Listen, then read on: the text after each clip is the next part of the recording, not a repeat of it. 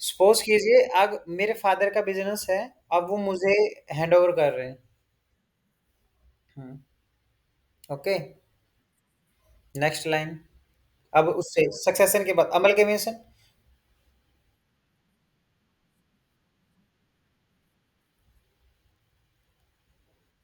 Do you know?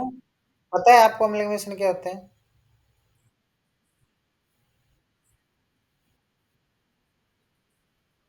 No no no no.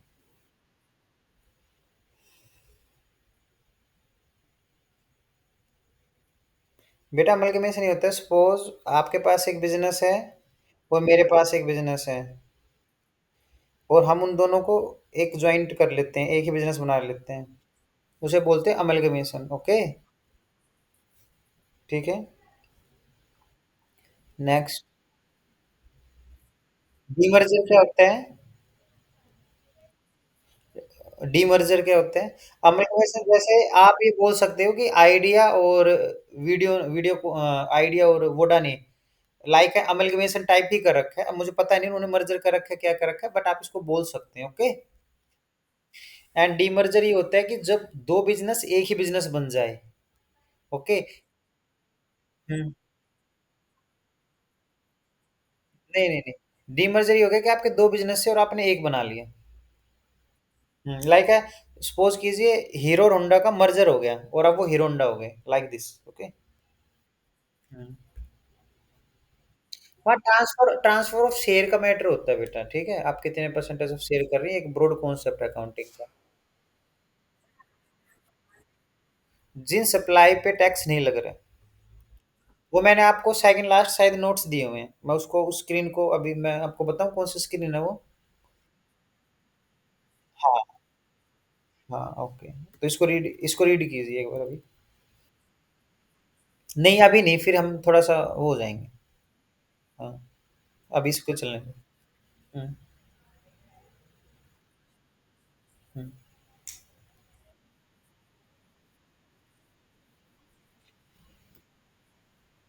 No no no. नहीं नहीं नहीं बेटा, ये कीजिए taxable supply aggregate turnover will be computed on all India basis for the same PAN number. Suppose if you have many business in a different corner of India, then your total turnover is to be included. Okay. और वो आपकी aggregate turnover मानी जाएगी। ठीक है, आपके pan number, आपको GST number किसके भी पे मिला? पैन नंबर पे। तो आपके पैन नंबर पे जितनी भी टर्नओवर हुई है, सप्लाई ऑफ गुड्स जितनी भी हुई है, वो सारी की सारी क्या मानी जाएगी? आपकी एग्रीगेट टर्नओवर। ओके। चाहे आप एग्जम्प्टेड सप्लाई कर रहे हो, चाहे आप एक्सपोर्ट कर रहे हो, चाहे आप इंटरस्टेट सप्लाई कर रहे हो, चाहे टैक्सेबल सप्लाई कर रहे हो, वो क्या कहली जाएगी? आपकी एग्रीगेट टर्नओवर। नेक्स्ट, ये हम ऑलरेडी कर चुके हैं। Applicable compulsory now comes to next point. Yes. बेटा यहाँ वर्ड लीजिए, टैक्सेबल सप्लाई बोला उसने। ओके। हम्म। नेक्स्ट।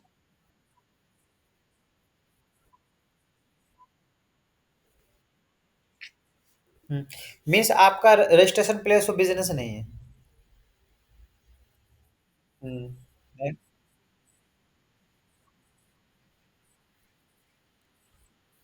ये आरसीएम पता क्या होता है? मैं आपको उसको थोड़ा सा कनेक्ट करूंगा आज। बेटा जैसे शुभम है, शुभम एक रजिस्टर्ड पर्सन है, आपके पास जीएसटी नंबर है 15 डिजिट का। ओके। आप एक मैन्युफैक्चरिंग कंपनी, बट आपको रॉ मटेरियल चाहिए था। आप रॉ मटेरियल लेने के लिए मेरे पास आते हैं और कहते हैं महेश सर ये 1 लाख रुपीज के मैंने रॉ मटेरियल आपसे परचेज किए हैं। ठीक है। अब मैं तो गवर्नमेंट को बता नहीं सकता ना बेटा कि मैंने कितनी सेल की है, क्योंकि मेरे पास because I don't have an GST number. तो इस केस में आप क्या करते हैं, आप शुभम खुद ही इनवॉइस जनरेट करेंगे और आप ये लिखेंगे कि महेश सर से मैंने 1 लाख की परचेज की है, प्लस 18% जीएसटी पे किया है। ओके।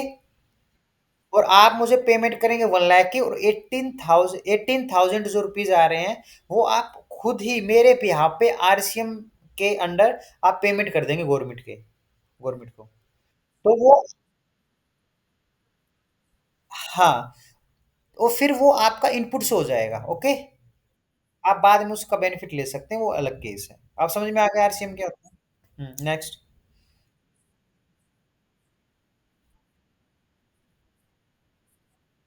अगर सेक्शन अंडर 9 सब सेक्शन 5 के अंडर अगर आप टैक्स पेमेंट है तो ई कॉमर्स बिजनेस ऑपरेटर है तो आप क्या करेंगे, रजिस्ट्रेशन आपको करना होगा। ओके। वो बेटा मीनवाइल वही है, वो टीडीएस कट हो जाएगा ना उसका, वो 5 लाख से अबव एक रूल है टीसीएस का। अगर आप ऑनलाइन बिजनेस कर रहे हो 5 लाख से अबव आपके टर्न ओवर हो जाती है तो आपको टीसीएस कट हो सकता है 1%।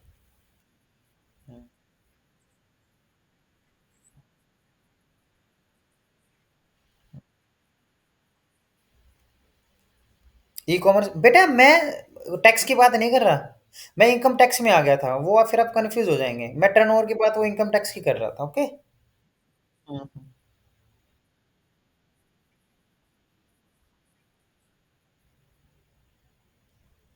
यस। नेक्स्ट। बेटा आप इसको सिर्फ टीडीएस का भी नहीं पता, आप इसको एक बार थोड़ा सा रीड कर लो बस, है ना, मैं ताकि फिर, क्योंकि फिर हम इसको नेक्स्ट पॉइंट में कवर करेंगे ना। इसको रीड कर लो।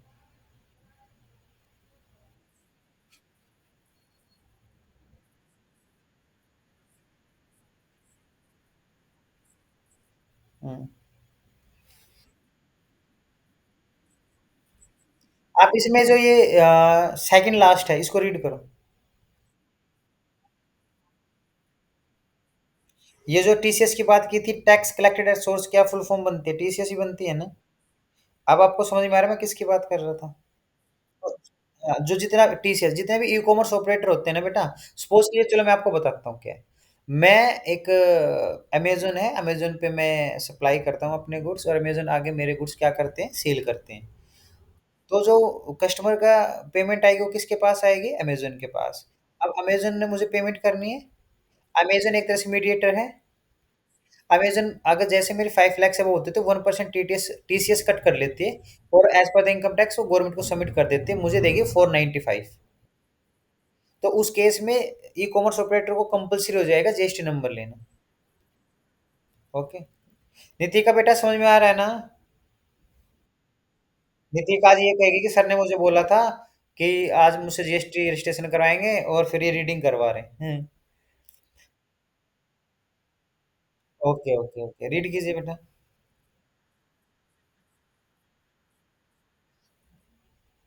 हम्म।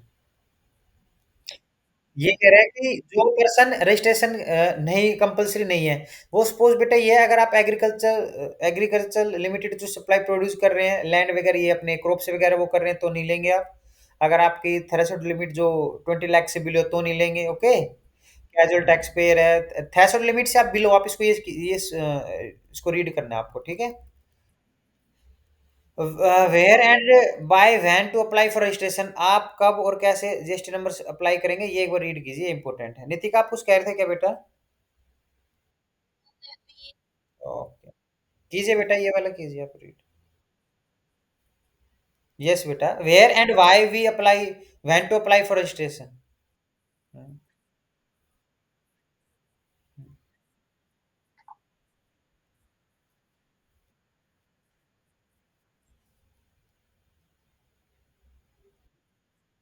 नहीं, उससे उससे नीचे आइए, स्क्रॉल डाउन कीजिए थोड़ा सा, जो ब्लू लाइन में है, where and by when to apply for registration. Yes. Page number 83। Page. Yes yes.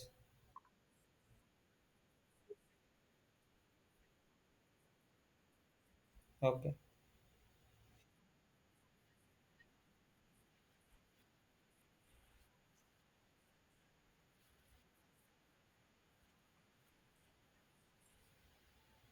Yes. अगर अगर ये कह रहा है कि अगर जैसे कल हमने किया था ना कि हमारी थ्रेशोल्ड लिमिट ज्यादा हो गई है ना, थ्रेशोल्ड लिमिट ओवर हो गए हैं, तो हम जीएसटी नंबर लेंगे, और उसके बाद हमें, अगर आप एक कैजुअल टैक्स पेयर है तो आप विद इन द 5 डेज आपको स्टार्ट कर देना, ठीक है। वॉलंटरी रजिस्ट्रेशन को रीड कीजिए, नेक्स्ट उस पे आगे, नेक्स्ट पॉइंट पे आइए, वॉलंटरी रजिस्ट्रेशन, पेज नंबर 84 पे।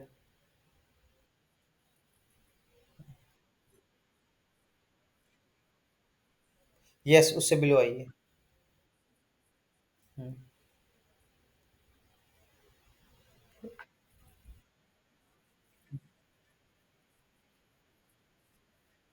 तो कल मैंने आपसे कौन सा करवाया था। वॉलेंटरी स्टेटस समझ में आ गया ना अब आपको? और नेक्स्ट,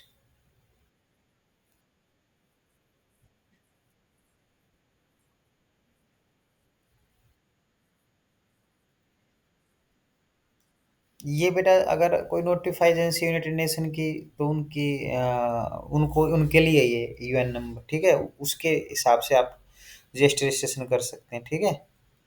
बस मीन्स हमें इसको कवर नहीं करना है ना, ये फिर ज्यादा ब्रॉड हो जाएगा। हम्म,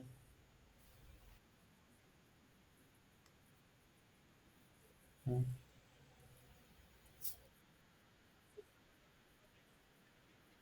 कल आपने जब वॉलंटरी रजिस्ट्रेशन के बाद जो नेक्स्ट पॉइंट किया था डेट का, वो क्या किया था कि आपका रजिस्ट्रेशन, नहीं, आप लाइबल कब हो रहे हो ये वो कह रहा है, ठीक है। सपोज कीजिए मैंने कल 13 को अप्लाई किया था और मैंने कहा था कि मैं 1 अक्टूबर से लाइव ही हो रहा हूँ, ठीक है, सॉरी लाइबल हो रहा हूँ, तो मैं 1 अक्टूबर से अपने जीएसटी पे करूंगा, ओके। नेक्स्ट।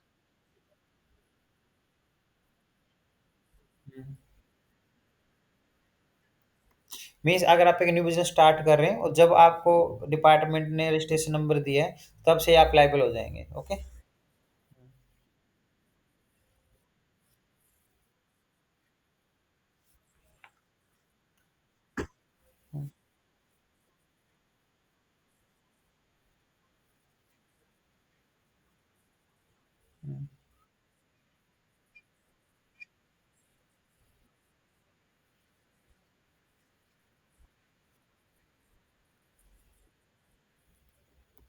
ठीक है, इसको ये रजिस्ट्रेशन पे आ जाइए, नेक्स्ट पार्ट पे, नेक्स्ट पॉइंट पे, रजिस्ट्रेशन। ये वो शो कर रहा है जो कल हमने किया था, इसको एक बार रीड कर लीजिए आप, ठीक है। हम्म।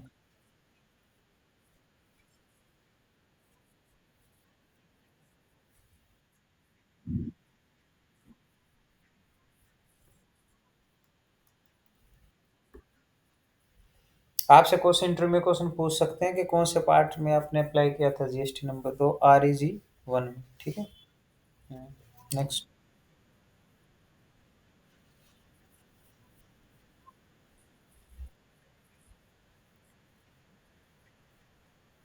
यस।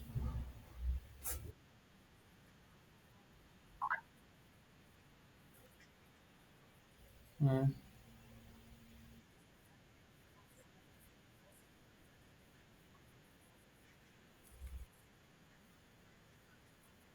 हम्म।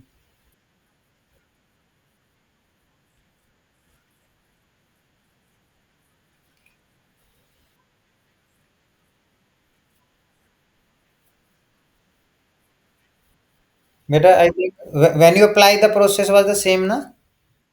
हम्म,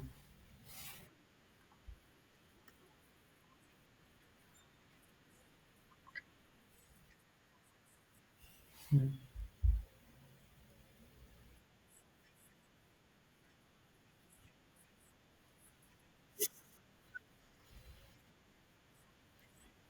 ठीक है, आपको समझ में आ गया ना, है ना। पेज नंबर 87 पे आइए।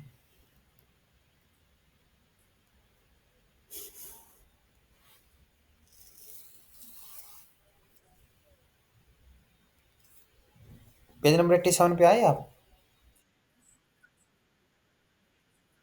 Special procedure for registration of CTP and NRTP। एक मिनट रुको, मैं आपको बताता हूँ, एक मिनट। हाँ, इससे नेक्स्ट आइए, इससे नेक्स्ट आइए अब, ठीक है। हम्म। आप मुझे क्या बताया था, किसके बारे में पूछ रहे थे? ये रहा आपका आंसर, रीड करो।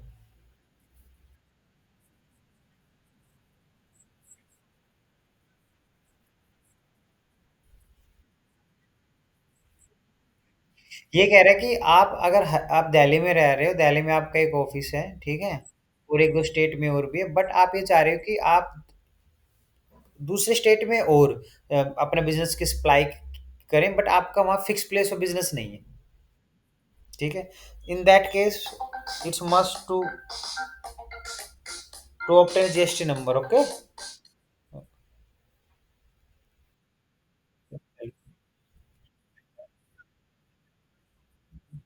मैं 10 मिनट के बाद ऑनलाइन क्लास है वो। ठीक है। यस बेटा।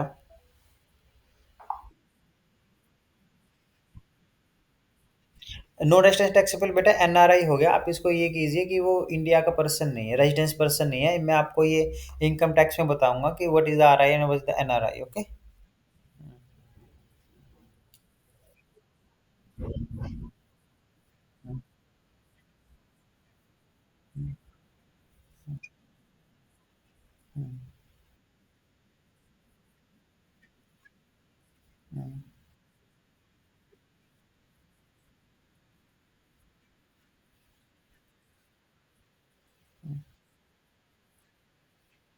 ठीक है, इसको स्किप करो। इसको स्किप करो, ये ज्यादा ओवर हो रहा है। अब आपको समझ में आएगा ना कैजुअल टैक्स पेयर क्या होता है। अब इसमें एक अमेंडमेंट का आ रहा है, नेक्स्ट पे आना अमेंडमेंट ऑफ रजिस्ट्रेशन।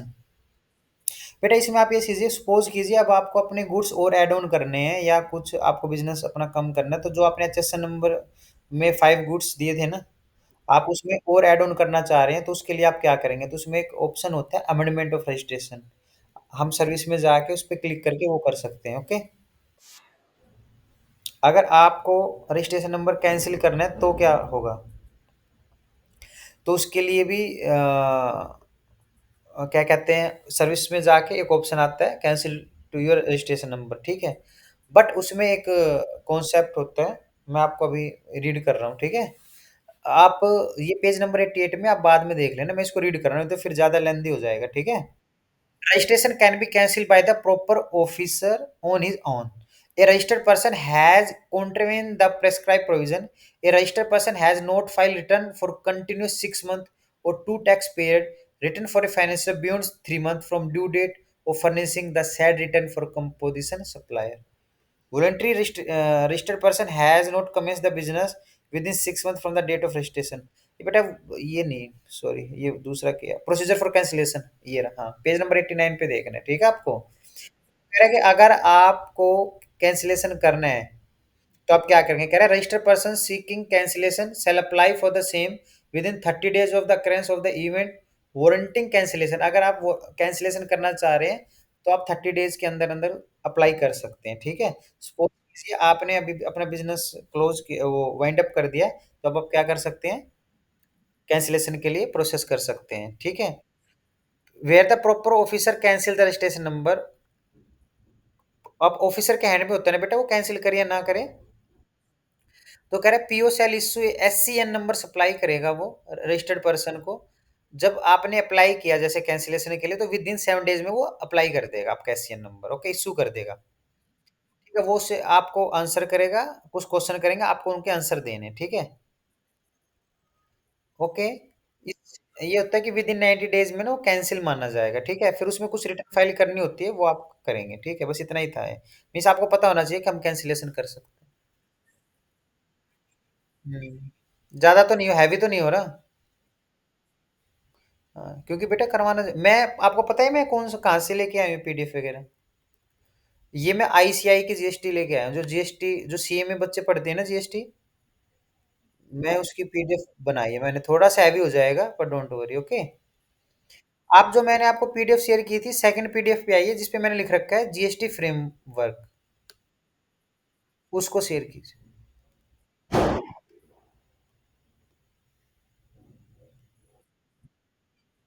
नहीं बेटा, उससे सेकंड वाली जिसमें जीएसटी फ्रेमवर्क है।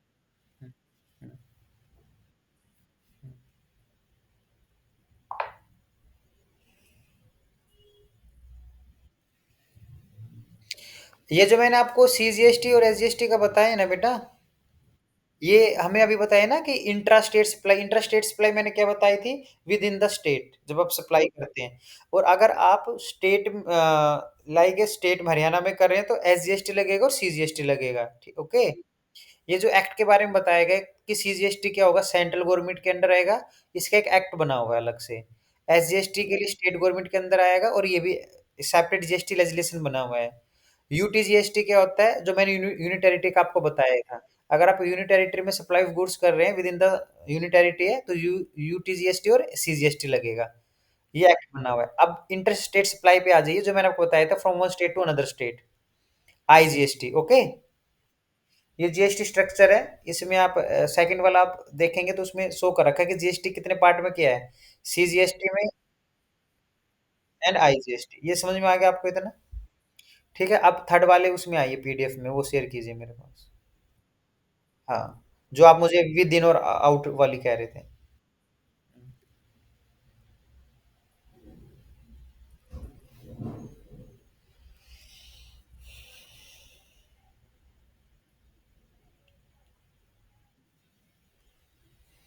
आप इसको एक बार रीड कीजिए, मैं कॉन्सेप्ट मैंने आपको बताया नहीं है।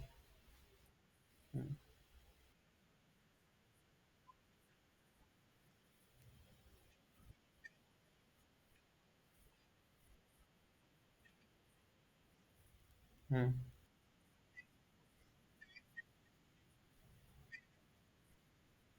ये मैं आपको बता देता हूँ, इसमें क्या है, इसमें कुछ गुड्स हैं, 5 मेन हैं प्रोडक्ट जो आउट ऑफ जीएसटी रखे गए हैं। उन पे या तो एक्साइज ड्यूटी लगती है, सेंट्रल ड्यूटी लगती है, ठीक है, या फिर उन पे स्टेट गवर्नमेंट कोई कितना भी परसेंट चार्ज कर सकती है, वो उनके अलग है। मीन्स अगर आपसे क्वेश्चन पूछे कि ऐसे कौन से गुड्स है जो जीएसटी से बाहर रखे गए हैं, तो आप कह सकते हैं अल्कोहल जो फॉर ह्यूमन कंजप्शन के लिए है। इसकी नहीं, उस पे दूसरा टैक्स लगता है, वो बता रहा है ना, स्टेट लगा सकता है ना, चुंगी वगैरह वो सब अलग टैक्स होता है, वैट वगैरह जो भी है। कह रहे बट बेटा उस जीएसटी की हाईएस्ट अब गवर्नमेंट ने 40% की है। पहले 28 हाईएस्ट थी, इन पे लगाते हैं 60% 100% है ना, वहां से टैक्स कम आएगा ना। तो कह रहे थे power to tax remain within the state, इस पे कितना टैक्स लगेगा ये पावर स्टेट गवर्नमेंट को दी हुई है, ओके। एंड 5 जो प्रोडक्ट है, petroleum, crude oil, diesel, petrol, natural gas and ETF. ETF ये एयरप्लेन वगैरह का वो होता है, क्रूड ऑयल वगैरह होता है। कह रहा है जीएसटी काउंसिल डिसाइड करेगी कि किस डेट से इस पे जीएसटी एप्लीकेबल होगा, ओके। अभी ये जो ओल्ड रूल है उसी के हिसाब से चल रहे हैं। कह रहा है entertainment tax levied by the local bodies, ये जो पावर है लोकल बॉडीज के हैंड में, वो कितना परसेंट लगाएगी, ओके। अब जो टोबैको के केस में वो थोड़ा सा डिफरेंट है, ध्यान से देखना है इसको। With in the preview of the GST, GST के अंदर बट पावर जो होगी ना, इस पे एक्साइज ड्यूटी भी लगती है। हाँ, ये इंपॉर्टेंट है। तो आपसे क्वेश्चन बन सकता है कि 5 ऐसे प्रोडक्ट बताइए, गुड्स बताइए जो टैक्स से बाहर गए हैं, ठीक है। Yes, petrol. टोबैको तो आप ये बोल सकते हैं कि इस पे जीएसटी भी लगा रहे हैं और अदर भी लगा रहे हैं, within the preview of the GST आ गया ना। मतलब 5 ये पेट्रोलियम, क्रूड ऑयल वगैरह, अल्कोहल वगैरह, ओके। ये सिंगल पेज का ही था, ये मैंने नोट्स बनाए, मतलब जो मैं आपको बता रहा था। तो आप इनको थोड़ा सा सेव कर लेना, ओके बेटा। उसके बाद मैंने आपको उसके बाद मैंने आपको एक पेज और शेयर किया है। जीएसटी रजिस्ट्रेशन, हाँ, जीएसटी रजिस्ट्रेशन प्रोसेस हो गया, जीएसटी विद इन और आउटसाइड हो गया, ओके। एंड जीएसटी फ्रेमवर्क हो गया, ऑर्डर ऑफ यूटिलाइजेशन। चलो मैं आपको बता देता हूँ, आप इसको एक बार शेयर और कर दीजिए, इसको आज थोड़ा सा हैवी हो जाएगा। फर्स्ट वाला जीएसटी चैप्टर 1 ऑर्डर यूटिलाइजेशन थोड़ा सा हैवी हो जाएगा, बट आप कीजिए।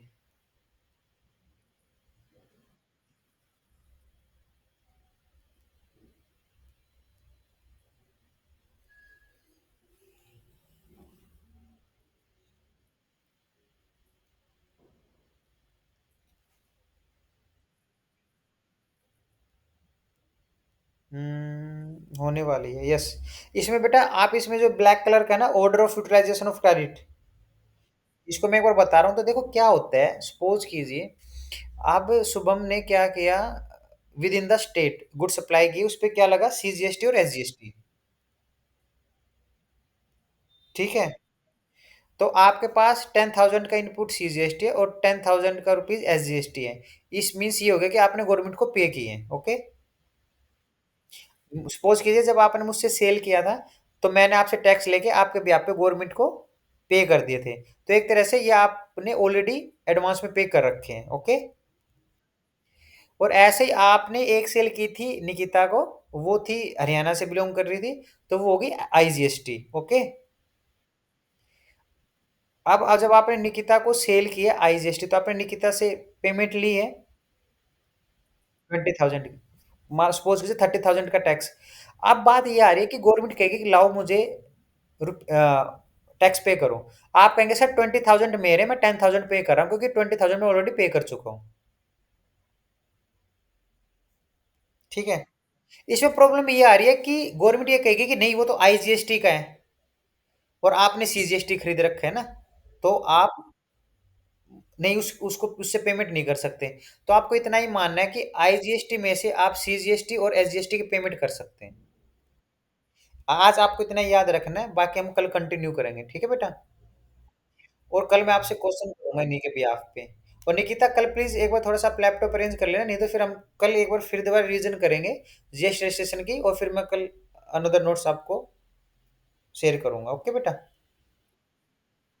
ओके बाय बेटा।